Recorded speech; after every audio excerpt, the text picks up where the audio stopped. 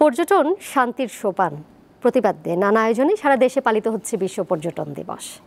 পটুয়াখালীতে সকাল 10টায় জেলা প্রশাসনের আয়োজনে কুয়াকাটা পৌরসভা প্রাঙ্গণ থেকে একটি বর্ণাঢ্য শোভাযাত্রা বের করা হয়। র্যালিটি শহরের প্রধান সড়ক হয়ে সৈকত এলাকা প্রদক্ষিণ করে। এছাড়া দিবসটি উপলক্ষে পটুয়াখালীর কুয়াকাটায় গ্রাম বাংলার ঐতিহ্যবাহী সাঁতার ও হাঁস ধরা প্রতিযোগিতা অনুষ্ঠিত হয়। কুয়াকাটা পৌর শহরের খাস পুকুরে ব্যতিক্রমী এই আয়োজন করে কুয়াকাটা ভয়েস ক্লাব।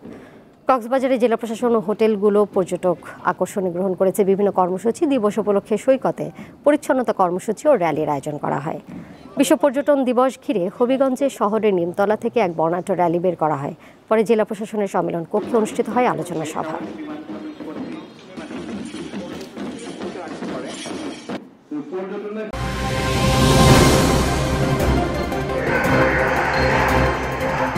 আমরা যদি সকলে একযোগে কাজ করি আমরা দারিদ্র্যকে জয় করতে পারব।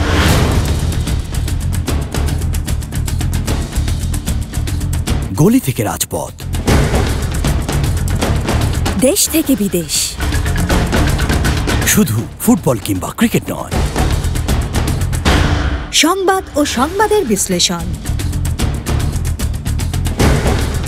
দীপ্ত সংবাদ সকাল 10টা, দুপুর 12টা, বিকাল 3টা, বিকাল 5টা, সন্ধ্যা 6টা 50 মিনিট এবং রাত 11টায়।